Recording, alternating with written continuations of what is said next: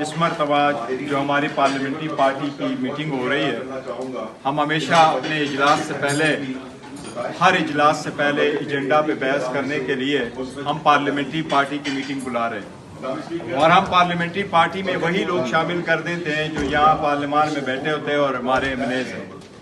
لیکن آج first time ہے کہ ہم نے یہ بلایا اور یہ فیصلہ کیا ہے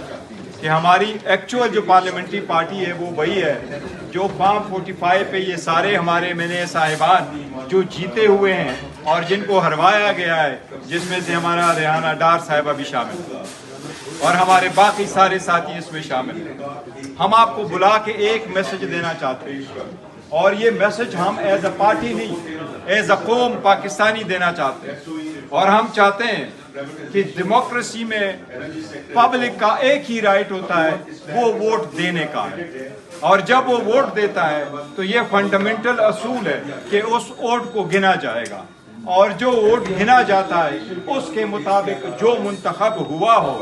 وہی نمائندہ کہلاتا ہے، اور وہی آئین کی ابتدائی الفاظ ہے کہ اس ایوان میں بیٹھے ہوئے لوگ جو عوام کی تقدیروں کا فیصلہ کریں گے وہ ان کے چنے ہوئے ریپرزینٹیٹو ہوں گے۔ تو الحمدللہ آج ہمیں فخر کے ساتھ کہہ رہے ہیں کہ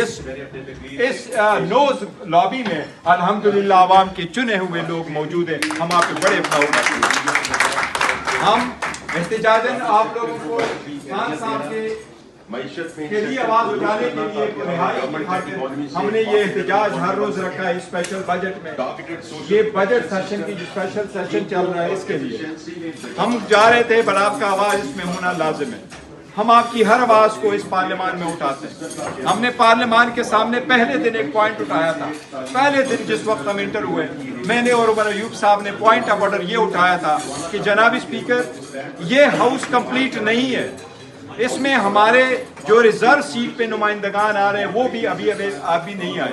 لہٰذا کوئی بھی الیکشن چاہے وہ اسپیکر کا ہو، ڈپٹی اسپیکر کا ہو، پرائم منسٹر کا ہو، وہ انکمپلیٹ ہے۔ انہوں نے پھر کوشش کی ہماری ریزرو سیٹیں پہ اپنی نمائندگان کو لے آئے، لیکن الحمدللہ سپریم کورٹ نے اس کو ریورس کر دیا۔ اب انشاءاللہ تعالیٰ دوبارہ ہمیں امید ہے سپریم کورٹ ہمیں دے دے گی، کل تک پرسوں تک یا آج بھی فیصلہ کسی بھی وقت آ سکتا ہے اگر سپریم کورٹ نے کنکلوڈ کر لیے۔ ہمیں وہ بھی امید ہے انشاءاللہ تعالیٰ کہ وہ سیٹیں ہمیں مل جائیں۔ ہماری کوشش ہے اس سیٹوں کے لیے ایک دو چیزوں کی وجہ۔ ایک، ہم چاہتے ہیں کہ جس کی ووٹ پڑا ہو سیٹیں صرف ان کو ملنی ہے، نہ کہ ادروائز۔ دوسری بات اس میں بہت اہم یہ ہے کہ جس پارٹی کا ووٹ ہے انہی کو آپ ریزرو سیٹیں دیں، ریزرو سیٹیں ہمیں ملے گی،